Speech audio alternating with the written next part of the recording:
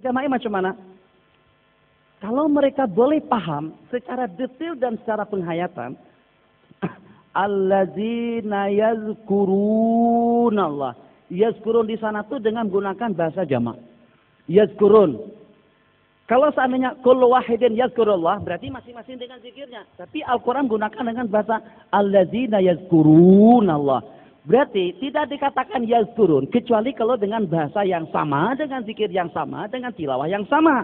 Kalau tak, tidak dibahasakan dengan yazkurun. Malaikat buat laporan, innalillahi malaikatan sayyarin. Ada petugas-petugas yang Allah tugaskan daripada para malaikat yang dengan mereka hanya mencari majalis-majalis zikir. Selepas mereka bubar, bersurai. Setelah mereka bersurai daripada majelis itu, Allah tanya, kalian datang dari mana? Dari majelis zikir. Apa yang mereka buat di situ? Yazkurunak, wa yusabbihunak, wa yahmadunak. Semuanya dengan bahasa jamak. Berarti semuanya dengan tasbih, semuanya dengan takbir, semuanya dengan tahmid. Apa sabda Nabi? Nabi kita bersabda saat ketika dengan Allah mempertanyakan dan dijawab oleh malaikat dengan jawaban yang semacam itu. Allah berfirman, Ishhadu ya malaikati anni qad ghafartu lahum. Saksikanlah wahai para malaikat-malaikatku, aku telah mengampuni dosa kesalahan mereka. Oke. Jadi kata malaikat Allah, malaikat ini komplain, ini jenis pembangkang juga. Jadi kata malaikat yang membangkang tadi, ya Allah, ada satu yang datang ke dewan tuh, bukan untuk ilmu, bukan untuk berzikir. Dia hanya setakat mau jumpa temannya saja. Nah itu kira-kira boleh mendapat keampunan juga tak? Allah berfirman, hum kaumun la yashqatihim jalisuhum. Itu adalah kelompok kaum yang tidak akan celaka sesiapa saja yang menyertai mereka. Masuk juga. Ini zikir secara jama'i. Dengar hadis yang berbunyi. In zakarani fi nafsihi. Kalau dia ingat aku di dalam hatinya. Zakartuhu fi nafsi. In zakarani fi malain. Kalau dia ingat dengan aku di dalam satu kumpulan. Mananya ramai, mananya berhimpun. Zakartuhu bi malain khairin minhu. Akan kuingat dia, akan kusebut dia di hadapan para malaikat-malaikat dengan himpunan yang lebih mulia. Hadis. Ini berarti ada malah, ada jamaah. Yang ketiga, majtama'a qaumun. Jamaah. Tidak akan berhimpun kaum. Apakah kaum itu individu? Apakah satu? Nah. Kalau takat satu orang saja bukan kaum. Nabi kita kata majtama'a qaumun. Ini dalil. Buka kedudukan hadisnya. Susah kalau saya sebutkan satu persatu nanti waktu kita lagi. Oke, majtama'a qaumun fi baitin min buyutillah yatazakaruna kitaballah wa yatadarasuna fima bainahum. Syarat untuk mendapatkan yang 4 tadi itu kaum berhimpun untuk zikir. Apa problemnya kalau kita berhimpun untuk zikir? Kalau seandainya berhimpun untuk zikir hukumnya bid'ah. Berhimpun untuk menonton bola dunia malam yang terakhir antara Prancis dengan Italia, apa hukumnya? Ayo, semuanya nonton. Pukul 2 pagi bangun kita pada itu. Gol! Mana dengan tandukan daripada Zainuddin Zaidan? Semuanya tahu. Sampai sekarang ada sebuah lagu yang populer sekali, namanya Tanduk. Tuh laris sekali, penjualannya sudah berapa ribu keping. Tuh, termasuk daripada lagu yang terlaris. Kalah Mawi atau siapa saja yang tersebut. Bukan Titi, Mawi. Kalah lagunya dia. Itu dengan lagu Tanduk. Itu kumpul kita pada waktu itu. Bagaimana kita katakan berkumpul dengan zikir hukumnya haram? Sedangkan dengan hal-hal yang negatif tadi itu kita katakan oke-oke saja. Sedangkan di sana terdapat beberapa dalil yang menyokong. Oke, saya carikan dalil yang terakhir untuk kawan-kawan. Nabi kita keluar dari rumah. Begitu keluar, tapi kita tengok ada 2 kelompok manusia. Sekelompok dengan zikir dan tasbih. Sekelompok muzakarah wa zakir baina zikra tanfa'ul mu'minin. Jadi pada waktu itu Nabi kita tanya, duduk dengan majelis yang pertama. Dok, apa kalian duduk bersama di sini? Qalu nazkurullaha wa nahmaduhu wa nusabbihuh. Kami duduk bersama di sini untuk bertasbih, untuk bertahmid, untuk berzikir mengingat Allah. Allahumma ajlasakum ila zalik. Allahumma ajlasakum ila zalik. Demi Allah, apakah hanya untuk itu saja kalian berkumpul? Kata mereka, iya wallahi ya Rasulullah. Memang macam itu kami berhimpun untuk zikir. Oke, Nabi kita puji, Nabi kita berikan satu sanjungan yang positif. Saat ketika Nabi kita duduk bersama dengan majelis yang kedua. Untuk apa kalian duduk di sini? Kami muzakarah halal haram, belajar ilmu, diskusi, dialog dan lain sebagainya. Terus pada situ setelah Nabi kita komen secara positif kepada dua majelis. Nabi kita duduk dengan majelis kedua. Seraya berkata, min ajli hada atau bimisli hada bu'istu. Karena untuk yang semacam ini aku diutus Allah Subhanahu wa ta'ala. Tapi Nabi kita tak komplain. Nabi kita tidak salahkan majelis zikir. Sahabat-sahabat Nabi kita yang berkumpul pada masa itu. Kalau dikatakan, ada riwayat, ini Wahabi, hadis Ibnu Mas'ud. Ibnu Mas'ud saat ketika mereka berzikir beramai-ramai, ambilkan batu kerikil, beliau lontari. Apakah dengan kita ambil riwayat yang mauquf kepada Ibnu Mas'ud, terus kita buang hadis-hadis yang sahih daripada Rasulullah SAW? Kalau dengan berbicara tentang kedudukan hadis dengan hadis sahih, masa kita tinggalkan yang sahih, yang mausul, yang marfu' ila Rasulullah SAW? Terus dengan kita mengetengahkan hadis mauquf yang itu adalah inisiatif daripada Ibnu Mas'ud radhiyallahu ta'ala anhu, dan juga menurut ulama bukan karena masalah berzikir, karena ada masalah lain yang menyebabkan Ibnu Mas'ud komplain pada waktu salat. Inna raf'a sauti bidzikri ba'da ada'i salawati buntu ahdi atau fi ahdi Rasulillah sallallahu alaihi wasallam. Hadis itu dalam Bukhari Muslim. Nyaringkan, mengeraskan suara dengan zikir selepas kita melaksanakan sembahyang 5 waktu itu sejak daripada zaman Rasulullah. Zikir nyaring semangat.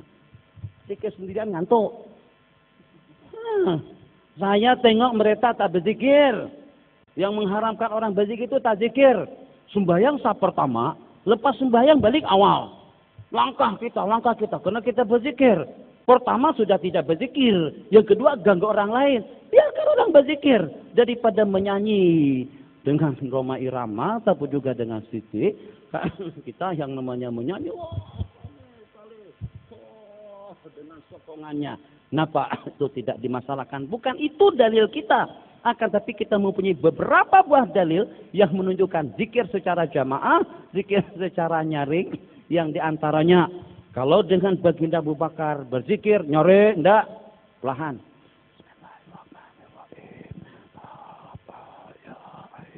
Umar kalau berzikir baca Quran nyaring. Bismillahirrahmanirrahim. Taha ma anzalna 'alaikal qur'ana litashqa. Nyaring. Nabi kita tengok suasana di malam hari. Ada yang baca Quran zikir nyaring, ada yang perlahan-lahan. Siang hari Nabi kita panggil kedua-duanya. Tengok apakah Nabi kita katakan hang bid'ah, bolalah masuk neraka. Nabi kita tak macam tu. Buat-buat itu yang macam tu. Dan sekarang ini seperti itu, semuanya bid'ah, bolalah, sesat, masuk neraka. Kosong surga nanti kalau macam tu. Satu lagi Syekh, ada berkaitan dengan satu minta pandangan Syekh berkaitan dengan satu kumpulan di mana-mana pun ada di negara di seluruh dunia ni, iaitu dengan jamaah tabligh ni. Sama ada dia menepati dengan sunni yang telah pun kita bincangkan pada hari ini. Minta pandangan Syekh. Okey. Tadi belum habis lagi. Yang tadi itu masih di tengah-tengah hadis. Jadi Nabi kita panggil kedua-duanya. Mohon maaf. Nabi kita panggil kedua-duanya. Mar, kamu baca Quran nyaring, zikir nyaring, kenapa? Jadi kata Sayyidina Umar, li'uqizal wasnan wa utrida syaitan. Untuk saya mengusir syaitan dan untuk membangunkan orang yang mengantuk dan yang tidur. Coba kalau kita subhanallah walhamdulillah wala ilah, kan paling tidak dengan kita bising sedikit. Jadi yang tadi hanya setengah mengantuk saja hilang mengantuknya. Karena ada di samping nyambi kita zikir nyaring. Kata Umar, untuk menghilangkan mengantuk atau orang yang mengantuk. Dan yang kedua untuk mengusir syaitan. Abu Bakar, kamu kenapa zikir perlahan? Jadi kata baginda Abu Bakar, sebab aku bermunajat dengan Allah yang maha tahu dan juga yang maha mendengar. Saya bukan bermunajat kepada yang tuli. Bukan kepada yang buta. Allah tengok, Allah tahu. Nabi kita setuju, restu dengan dua jawaban daripada sahabat. Itu dengan zikir nyaring ataupun juga dengan zikir berjamaah. Jadi bukan Karena kita memantau daripada segi asal perbuatan itu sendiri. Perbuatan itu karena memang tidak pernah ada. Jadi kita tiap dengan perkara baru yang kita lakukan, itu kita tidak boleh menghukumkannya apakah wajib, sunat, haram, makruh, ataupun juga jaiz. Jadi dengan tiap perkara baru, yang namanya bid'ah itu bukan hukum. Itu yang pertama. Bid'ah bukan hukum. Hukumnya setakat 5 saja. Ada yang wajib, ada yang sunnah, ada yang haram, ada yang makruh, ada yang jaiz. Itu hukum. Bid'ah bukan hukum. Bid'ah itu sebagaimana Anda sebutkan tadi itu berlawanan dengan sunnah. Sunnah yang sesuai dengan tarikat Rasul atau dengan manhaj, dengan metode baginda Nabi. Sementara kalau dengan bid'ah satu perkara baru. Sekarang satu perkara baru harus kita timbang dengan neraca hukum. Kita sorot atau juga kita scan, kita tengok terlebih dahulu perkara baru itu kesesuaiannya kepada yang mana. Apakah perkara baru itu boleh kita klasifikasikan kepada yang haram, atau kepada yang makruh, ataupun juga kepada yang wajib, atau juga kepada yang sunat. Perkara baru daripada Abu Bakar itu tergolong dalam kelompok yang wajib. Perkara baru dengan Sayyidina Umar terkelompok dalam perkara sunnah. Begitulah seterusnya. Kenapa ada istilah bid'ah hasanah dengan bid'ah qabihah? Sebab ada beberapa perkara baru yang dikerjakan oleh para sahabat yang sebelumnya mereka tidak pernah mendapatkan panduan daripada Rasulullah. Ternyata dengan baginda oke-oke saja. Banyak misal. Sami'allahu liman hamidah. Rabbana walakal hamdu hamdan katsiran thayyiban mubarakan fih. Semuanya tahu hadis itu. Jadi selepas salam, assalamualaikum warahmatullahi wabarakatuh, assalamualaikum warahmatullahi wabarakatuh, Nabi kita langsung komplain. Manil qailu anifan. Ini kan benda baru nih. Macam mana Nabi kita menanggulangi tiap perkara baru tidak langsung Nabi kita katakan, wah ini bid'ah haram, so neraka. Ada. Macam mana sebagaimana mereka sekarang ini, tiap perkara baru bid'ah. Tidak, Nabi kita tanya dulu. Apa sabda Nabi? Manil qailu anifan. Siapa yang cakap tadi itu? Manil qailu anifan. Kali kedua semuanya senyap. Tak ada yang nyahut, tak ada yang ngaku. Siapa yang cakap hamdan kasiran thayyiban mubarakan yang menambah-nambah tadi itu siapa? Senyap semuanya. Kali ketiga, siapa? Saya tengok bid'an wa salasina malaka, lebih daripada 30 malaikat berlomba-lomba yabtadirun untuk membawa kata-kata tadi itu kepada Allah. Sahabat yang berkenan langsung mengaku, saya ya Rasulullah. Setelah Nabi kita puji baru mengaku. Tambah. Berarti di sini kita tidak memasalahkan Nabi kita setuju. Yang kita masalahkan sahabat Nabi berinisiatif melakukan suatu perkara baru yang dengan baginda memantaunya. Ada dengan sahabat buat benda baru yang Nabi kita tak anjurkan. Tapi komen Nabi kita tidak sama. Cuma ibadah Nabi. Ibadah Nabi kadang-kadang tidur, kadang-kadang tahajud, kadang-kadang puasa, kadang-kadang tidak. Jadi kata yang satu, mana kita boleh seperti Rasulullah. Saya tak mau kawin seumur hidup. Kata yang satu, saya puasa sepanjang hari. Kata yang satu, saya akan tahajud sepanjang malam. Nabi kita langsung saja komplain dengan 3 inisiatif mereka tadi itu. Sebab itu satu perkara baru yang Nabi kita tidak pernah anjurkan. Lain komen Nabi dengan peristiwa yang tadi. Yang tadi Nabi kita puji. Sepatutnya kita juga tiap perkara baru, inisiatif daripada umat, kita pantau dengan kacamata hukum, kemana halat tujunya. Halat tujunya kepada kebaikan, kita katakan bid'ah hasanah. Halat tujunya kepada yang porno, kepada yang haram, kepada yang luca, kita katakan hukumnya bid'ah qabihah. Jadi tadi itu Nabi kita langsung komplain kepada 3 orang sahabat. Saya tambahkan satu buah dalil lagi. Mohon maaf. Jadi dengan dalil yang selanjutnya, ghairil maghdubi 'alaihim waladdallin. Amin. Bismillahirrahmanirrahim. Wadduha sampai habis. Qul huwallahu ahad, Allahus samad. Tiap kali sembahyang baca qul huwallahu ahad. Akhirnya jemaah komplain. Itu imam apa lagi? Tak cukupkah dengan baca surah Wadduha sehingga sampai baca qul huwallahu ahad pula? Tiap kali sembahyang, Fatihah, surah, qul huwallahu ahad. Fatihah, surah, qul huwallahu ahad. Tiap kali sembahyang, komplit. Nabi kita panggil. Hang, baca macam itu kenapa? Mohon maaf dengan bahasa hang ya. Ralat nah. Saudara baca macam itu kenapa? Jadi kata dia, ini Nabi kita komplain terhadap satu benda bid'ah. Kan baru tuh, Nabi kita tak suruh, kamu kalau selepas baca kul a'udzu birabbil falaq, baca kul a'udzu birabbin nas. Setelah baca amma yatasaalun, baca kul huwallahu ahad. Nabi kita tak pernah anjurkan semacam tuh. Dia buat daripada dia sendiri. Nabi kita panggil, kenapa? Jadi kata sahabat Nabi kita tadi itu, li'anna fiha, sebab pada surah Ikhlas itu mengandungi beberapa sifat Allah. Dan saya cinta kepada surah Qul Huwallahu Ahad. Sebab itu menunjukkan kepada kebesaran dan keagungan Allah. Apa komen baginda? Wah, ini bid'ah kabihah. Ini haram. Ini dalalah. Nah, Nabi kita tak komplain semacam itu. Sabda Nabi, hubbuka iyyaha yudkhilukal jannah. Kamu cinta dengan Qul Huwallahu Ahad akan membawa kamu ke dalam surga. Nah, dari sini puncak pendapat daripada ulama Syafi'iyah, Izzuddin Ibn Abdissalam Sultanul Ulama, beliau mendapatkan gelar sebagai Sultanul Ulama, presiden ulama pada abad yang ke-6. Masa dengan beliau tidak tahu, baru dengan abad yang ke-4 berarti baru tahu bid'ah ini kabihah, ini hasanah, ini dalalah. Ya Allah, kesianlah umat kalau dibid'ahkan semuanya. Jadi tunggu dulu, tunggu belum habis. Jadi macam mana? Ibnuddin tidak paham mengenai bid'ah. Imam Nawawi tidak paham mengenai bid'ah. Sahibu Fathul Bari tidak paham mengenai bid'ah. Ada berapa ribu ulama dari salaf dan juga daripada khalaf. Apakah semuanya itu tidak paham? Baru pada abad modern, untuk dikasihkan gelar sebagai ulama hadis pun masih belum lagi. Kenapa? Saya baca di dalam kitab-kitab mustalah, kalau belum pernah membaca dan mempelajari dan menulis 20.000 buah hadis dengan sanad dan matanya, itu belum layak untuk dikatakan sebagai ulama hadis. Ya tak apalah, spesialisnya dalam bidang hadis, tapi belum menguasai hadis, belum setara dengan al-hafiz. Muhaddis belum lagi. Apalagi kalau sebagai hafiz. Jadi janganlah, kesianlah ulama-ulama kita dahulu. Masya Allah, apa yang mau disentuh? Apakah kira-kira ibadahnya, waraknya, zuhudnya, tasawufnya, ibadahnya. Yang kalau dengan ibadahnya sepanjang malam ada yang sanggup beribadah kepada Allah. Yang kalau dengan tangisannya menangis tiap waktu. Apakah ada di zaman kita sekarang yang dengan seseorang ada garis hitam di bawah matanya? Disebabkan kena menangis tiap malam? Tak ada. Apakah ada yang khatam Al-Quran tiap hari? Kalaulah ada satu daripada berapa? Pada waktu itu sejumlah berapa? Itu pun dibid'ahkan juga.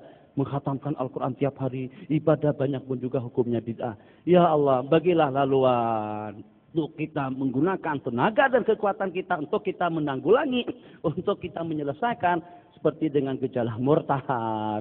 Itu perkara yang parah sekali. Kita boleh bergandingan bahu untuk menyelesaikan masalah-masalah semacam itu. Sementara masalah yang kita bicarakan tadi, itu sejak dari dahulu tidak pernah tuntas. Ada yang mengatakan iya, ada yang mengatakan tidak. Yang mengatakan tidak tentu dalilnya kuat. Yang mengatakan iya pun juga semacam itu. Kalau memang sama-sama, mungkin yang itu yang benar, yang kita yang salah. Mungkin juga sebaliknya. Dengan demikian kita akan bertoleransi dengan masalah yang kita hadapi. Jadi kita ambil kesimpulan, tidaklah tiap perkara baru itu hukumnya bid'ah.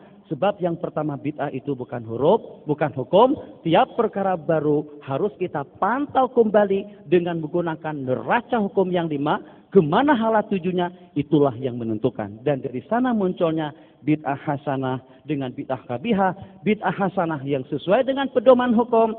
Bid'ah kabihah yang kalau pada itu bercanggah dengan garis-garis besar agama. Oke, tadi kita sudah melangkah kepada permasalahan yang pertama. Masalah yang pertama berkenaan dengan kenduri arwah. Sudah saya katakan tadi, kalau kita telusuri, kalau kita kaji satu persatu daripada acara yang kita adakan pada masa kenduri arwah, tidak ada satupun yang bercanggah dengan hukum. Kalau mereka katakan sebab di sana ada memberikan jamuan dan makanan kepada orang ramai, yang itu dengan baginda tidak pernah lakukan. Kita katakan yang namanya sunnah, yang namanya hukum itu tidak mutlak dengan apa yang Nabi kita lakukan.